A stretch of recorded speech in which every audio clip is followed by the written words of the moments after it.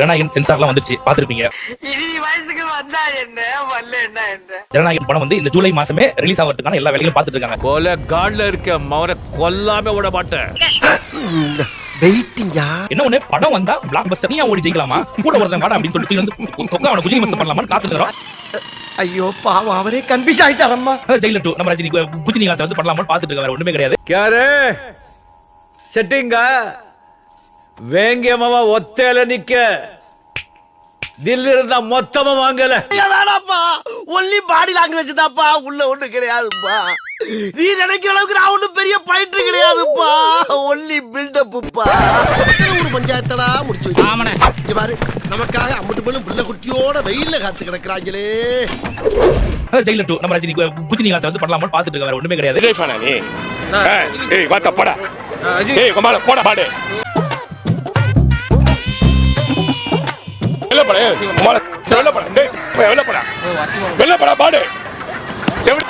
என்ன முன்னால மரியாதை இல்லாம திட்டுவீங்க, இப்ப மரியாதையா திட்டுறீங்க. அனில் ஃபண்டா போட்டா டேய் போட்டா அனில் ஃபண்டா போட்டா வெள்ளப்படா போட்டா போடா பாடு. ஏண்டா மரியாதைங்கிறதே இல்லையா? அந்த படம் வந்தா பாத்துக்கடா வெள்ளப்படா வத்த நாய்களா வந்து இந்த ஓரங்க மாதிரி இந்த மாதிரி பேசிக்கலடா. எந்த ஒரு படமே பார்ட் 1ல பீட் பண்ணது கிடையாது. ஜெயிலர் 2ல முடிஞ்சு போய்டும், கதை முடிஞ்சிடும். என்ன ஒண்ணு இன் கேஸ் ரஜினிகாந்த் போயிட்டு கெஞ்சனார் அப்படினாக்கா வேணா பாவப்பட்டு வேணா விரும்பமே தவிர. ஏய் ஆணவத்துல ஆடாதடா, ராணுவத்துல அழிஞ்சவங்கள விட ஆணவத்துல அழிஞ்சவங்க தான் அதிகம். ரஜினிகாந்த் போயிட்டு கெஞ்சனார் அப்படினாக்கா வேணா பாவப்பட்டு வேணா விரும்பமே தவிர. கை கட்டி வீடியோ போட்டாயா, அது எனக்கு பெருமையா? என்னடா அப்படி கிளம்பிட்டீங்க? என் தலைவன் எனக்காக மண்டிக்கிட்டா என்பதை நான் பெருமையாக சொல்லுகிறேன். என்னடா இது, நாங்கெல்லாம் மண்டியிடா வீரம் தான்டா கேள்விப்பட்டிருக்கோம். நீங்க என்னடா மண்டி போட்டதையே பெரிய வீரமா பேசிட்டு இருக்கீங்க. எச்சிக்கலர் நாயிடா, யார சொல்ற? இந்த நாயை சொன்னங்க, நான் உங்களை சொல்லுவேன்னா நீங்க அழகு சுந்தரமாச்சு. தக்கூஸ் தற்குறிகள் என்று அழைக்கப்பட்டு வந்த நம்மளுடைய தாவேகா நண்பர்கள் இன்றிலிருந்து மண்டீஸ் என்று அழைக்கப்படுவார்கள். மண்டியிட்ட வீரம் தாவேகாவின் வீரம் மண்டீஸ். நாங்க எல்லாத்துக்கும் ரெடியா, அவரை இட்டுன்னு போறது எங்களுக்கு கஷ்டம். யார் இந்த டிராவலா வாயா பாக்குறது பொம்பளை புரோக்கர் மாதிரி இருக்கா? மத்தபடி வந்து ரஜினிகாந்த் குஜினி மஸ்ட் பண்ணலாம் ஒரு பிளான்ல இருக்கிறோம், தலைமை முடிவு பண்ணுவோம். ஜெயிலர் 2 நீங்க குஜினி மஸ்ட் பண்ண போறீங்க. வாடா போடா குஜினிகாந்த். ஏண்டா டேய் எங்க போற? ஒரு சில்லற வேலை இருக்குங்கயா. என்ன வேலை? டிஸ்பிஸ்ங்க. அத நாங்க வர வைக்கிறோம், தட்டி புளிங்கடா. பீஸ்ட், வாரிசு, கோட்டு, லியோன்ட்டு மொக்க குப்பை படத்தை எடுத்து வச்சுட்டு உங்களுக்கே இவ்வளவு பேச்சு இருக்கும் போது எதுக்கு முனையா பேசுறா எடுப்பா இருக்கு ஒரு போட்டி போட்டு பேசிட்டு ஜாபி. தமிழ் சினிமால முதல்ல ரோபோட்டிக் பிலிம் எடுத்து இந்தியா மட்டும் இல்லாம வேர்ல்டு லெவல்ல தமிழ் சினிமாவை கொண்டு போயிட்டு முதல்ல 500 கோடி தொட்டு 800 கோடி தொட்டு 75 வயசுலயும் தமிழ்நாட்டுக்கும் தமிழ் சினிமாக்கும் ஒரே ஒரு சூப்பர் ஸ்டாரா இருக்க one and only super star Rajinikanth சாருக்கு எவ்வளவு இருக்கணும். If you are bad, I am your dad. Tamil சினிமால உங்களால ஒரு இண்டஸ்ட்ரி ஹிட் கிடையாது, நேஷனல் அவார்டு கிடையாது, பிலிம்பேர் அவார்டு கிடையாது, சூப்பர் ஸ்டார் பட்டமும் கிடையாது. அப்படின்னா நீங்க ஒரு செல்லா காசுன்னு சொல்லுங்க. அண்ணாமலை தம்பி நான் ஆட வந்தேன்டா அப்படின்ட்டு உள்ள வந்துட்டு இன்னைக்கு அவரையே குஜினி மஸ்ட் பண்ண போறோம். குஜினிகாந்த் வாடா போடா என்னையா இது? இவன் இருக்கிற தைரியத்துல தானே அவன் பேசிட்டு போனா.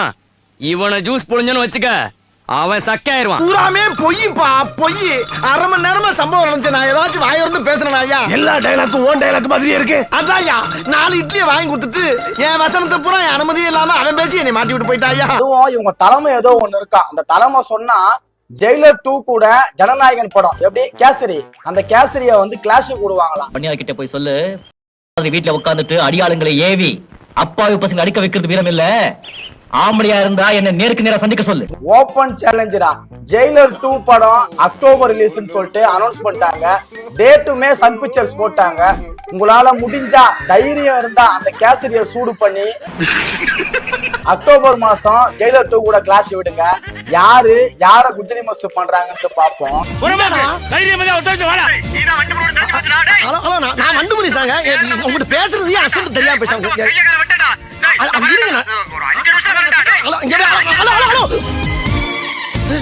அட பாவி சரியான பள்ளிலாம் இன்னும் 5 நிமிஷத்துல நீங்க வர போறாங்களா? வாங்கடா கடையை காலி போடுவோம். ஆவுன்னா போன புடிங்க. டைரா சார், நானும் டிரைவர் தான் சார், நானும் வண்டி ஓட்டணும் தான். சரியா இது டைரா, நீங்க ஒரு கவர்மெண்ட்டுக்கு பொருளை கொண்டு போறீங்க, அந்த காலதாமதம் அந்த டைம்ல சேர்க்கணும்ல. தண்ணி தானயா தண்ணி தண்ணினால ஆட்சிய மாறிக்கிட்டு இருக்கு.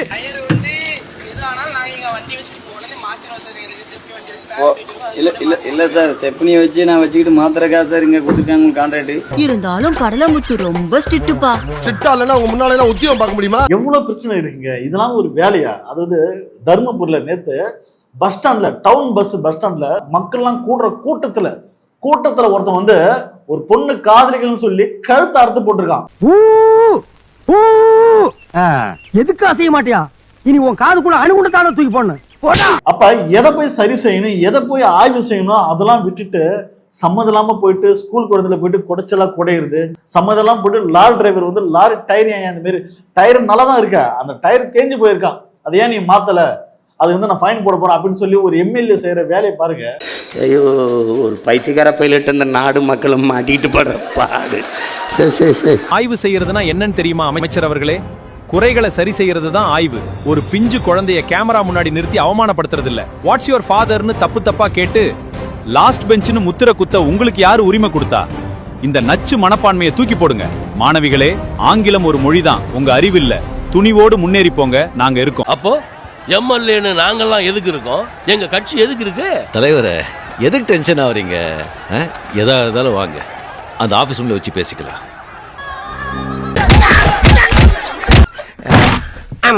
நீங்க யாரு சார்? நான் திருவண்ண எம்எல்ஏ பேசுறேன்.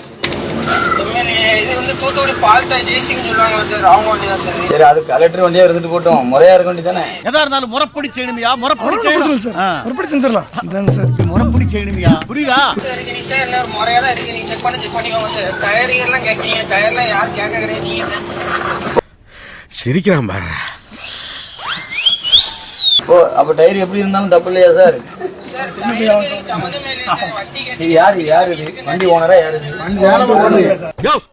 அடிக்கடி கெடுத்துக்கிட்டு இருந்தா மண்ட மாலையில போயிரு பேசாம. ஏன்டா போய் எமோஷன் ஆற நீ? ஏன் எமோஷன் ஆற நீ? போட்டு தள்ளிடுவேன். ஸ்டாலின் அரசியல்ல இருந்து ஒதுங்கணுமா? யாரு ஸ்டாலின்? இதுக்கு மேல நீங்க அரசியல் இருந்து ஒதுங்கிருங்க. யார் சார் வரே? இவரை தெரியல? இவரை தெரியல இல்லையே. இவர்தான் பிரிட்டிஷ் இளவரசர் சார்லஸ். எந்த அரசியல் மேதாவி? டிவி கேவா? வேஸ்டிய உருவி பாப்பான், அப்பதான் தெரியும். டிவி கேக்கு முன்னாடி ஏடிஎம் கேவா? ஏண்டா தரித்திரம் முடிச்ச மூதேவி, உன் கதை என்னடா காரி துப்புற மாதிரி இருக்கு. சரி,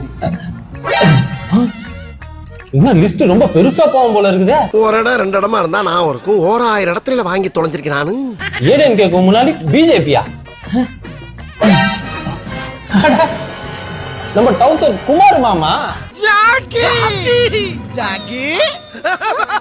நான் சிக்கிறக்காம போறானே.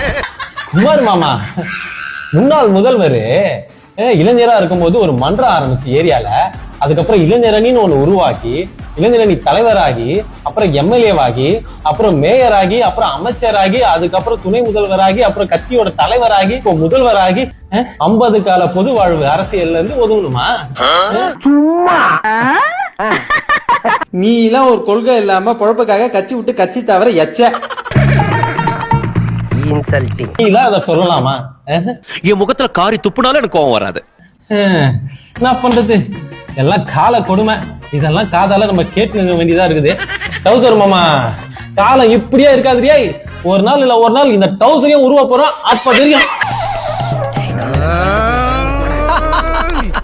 அரூர்ல நடந்த 41 பேர் உயிரிழந்திருக்காங்க. அந்த 41 பேர் குடும்பத்துக்குமே வந்து அரசாங்க வேலை கொடுக்கலாம்னு சொல்லி முன்னாள் நடிகர் விஜய் அவர்கள் சொல்லியிருக்காரு. ஊராம் வீட்டு நெய்யில உங்க வீட்டுக்கு ஸ்வீட் செய்யாதீங்க. எப்படி? ஊராம் வீட்டு நெய்யில உங்க வீட்டுக்கு ஸ்வீட் செய்யாதீங்கன்னு அர்த்தம். கண்ணாடி சார் அது. முதல்வர் கரூருக்கு சென்றால் திமுகவிற்கு எதுக்கு இவ்வளவு பயம் வருது? யாரு இத பார்த்து எனக்கு பொறாமை? முதலமைச்சர் கரூர் செல்வதற்கு தடை விதிக்க வேண்டும் என்றோ, பாதிக்கப்பட்ட குடும்பங்களுக்கு அரசினுடைய நல்ல திட்டங்கள் போய் சேரக்கூடாது என்றோ ஏதாவது ஒரு இடத்துல இருந்தா அப்ப அந்த விஷயத்தை நம்ம ஒத்துக்கலாம். அப்படியானது இதுல கம்ப்ளீட்டா இல்ல. போடல. திமுக ஆட்சியில உட்காந்துக்கிட்டு நான் எங்க போனாலும் தடுக்குது பாருங்க. திமுக இப்ப நீதம்ப சிஎம், தயவு செய்து மண்டையில ஏமா நீ என்ன பண்ற? காலையில எந்திரிச்ச உடனே தம்பி நீ தான் சிஎம்னு போன் பண்ணி சொல்லு. ஹலோ, என்ன கலாய்க்கிறீங்களா? உன் மூஞ்சியெல்லாம் நான் கலாச்சிட்டாலும் வாயில நல்லா வருது பாரு. 41 பேருக்கு அரசு வேலை, அதானே? அப்ப விக்ரமன்ல செத்தாயினா அவங்களுக்கு என்ன பண்ண போறீங்க? நீ கேட்டது கரெக்டான கேள்வி. மதுரையில செத்த அவங்களுக்கு கடைசியா சேலம்ல ஈட் ஸ்ட்ரோக் ஒருத்தர் செத்தானே, அந்த பையனுக்கு அரசு வேலை. அங்கெல்லாம் இடைத்தேர்தல் வரல இல்லப்பா, இவங்க பெருசு இல்ல 40 பேர். ஏண்டா இதெல்லாம் ஒரு பொளப்பாடா? ஏறலப்பா. மக்களுக்காக நல்லது பண்ணணும்னு நினைக்கிறாரு, அதை வந்து நாங்க வெகுவா பாராட்டுறோம். Thank you thank you. அவருக்காக உயிரையே கொடுத்த இந்த குடும்பத்துக்காக ஒரு 6 கோடி செலவு பண்ண மாட்டாரா? இவனை என்ன பாக்குறீங்க? இவன் ஒரு பிச்சைக்காரப்ப 10 பைசா தான் போட்டான். கொடுப்பாரு அவரு, என்ன பாத்துட்டே இரு. கொடுக்க மாட்டாரு, கொடுப்பாரு, கொடுக்க மாட்டாரு, கொடுப்பாரு, கொடுக்க மாட்டாரு. எவ்வளவு? 1 கோடி. போங்கடா பொசகட்ட வேலையில. கரூர்ல இறந்தவங்களுக்கு எப்படி வந்து கவர்மெண்ட் வேலை கொடுக்கலாம் அப்படிங்கிற மாதிரி ஒரு போஸ்ட் போட்டிருந்தோம். அந்த போஸ்ட்ல வந்து ஒரு கமெண்ட் வந்துச்சு. அந்த கமெண்ட் ஒரு வாட்டி பாத்துட்டு இருந்தேன். உங்களால இந்த கரூர் சம்பவத்தையும் தூத்துக்குடி சம்பவத்தையும் ஒன்னா வச்சு பார்க்க முடியுது பாத்தீங்களா? இங்கதான் இவங்களும் நம்மளும் மாறுபட்டு போயிடும் எனக்கு தோணுது. அவங்க நம்மள மாதிரி நார்மல் பீப்புள் கிடையாது गाइस, சொன்னா புரிஞ்சுங்க. அவங்களுக்கு பிடிச்ச ஒரு நடிகரை பார்க்க வந்து அந்த இடம் டேஞ்சர்னு தெரிஞ்சும் அதுக்குள்ள போய் அத்தனை கூட்டமான மக்களும் ஒரு பொறுப்பில்லாத ஒரு தலைவருமால நிகழ்த்தப்பட்ட ஒரு கொடூரமான சம்பவம் அது. இதே தூத்துக்குடி சம்பவங்கிறது அவங்க போராடினது மக்களுக்காக போராடி எத்தனை நாள் தொடர் போராட்டம். அந்த போராட்டத்துக்கு அப்புறமா அவங்க அறவழியில போராடினாங்க அந்த போராட்டத்தை. அதுக்காக அன்னைக்கு இருந்த கொடுங்கோல் ஆட்சியாளரான எடப்பாடி அவர்கள் வந்து அவங்களுக்கு கொடுத்த பெரும் பரிசு.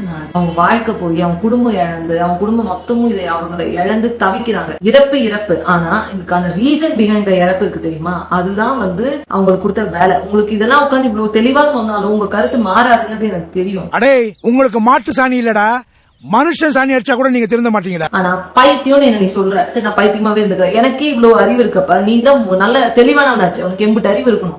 யோசி. அவ முத்தாளா இருந்தா தான் நீங்க பிரசிடண்டா இருக்க முடியும், இவெல்லாம் மெம்பரா இருக்க முடியும். அவ திருந்திட்டா நீங்க அட்ரஸே எல்லாம் போயிடுவேன். என்னையா மிரட்டுற? உண்மையத்தான் சொல்றேன். ஆடு ஆடாத்தான் இருக்கணும், மாடு மாடாத்தான் இருக்கணும். அது மனுஷனா மாறவே கூடாது. அப்பதான் நீங்களா இருக்க முடியும், நானா இருக்க முடியும். டிவிக்கு தொண்டர்கள்லாம் யாரு? தற்குறிகளா? தற்குறிகள் எங்க கொண்டு வந்து நிறுத்திருக்கோம் பாத்தீங்களா? கேட்டா நீங்களே இப்படி விமர்சிக்கிறதால நாங்க விஜய் அவர்களுக்கு ஓட் போடுறோம் அப்படின்னு. என்ன மிரட்டுறியா? போடு, யாரு வேண்டாம்னா என்னமோ நம்ம இவங்களை போய் தடுக்கிற மாதிரி போடு.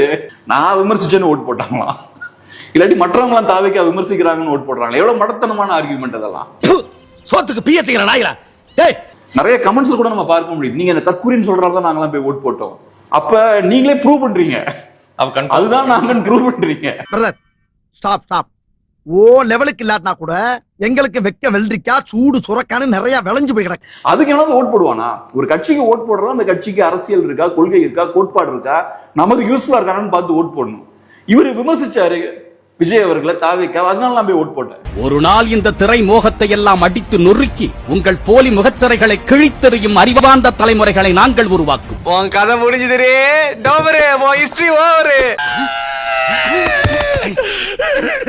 என்ன கேவி அழுகுறான்? ஸ்டார்ட் பண்ணு.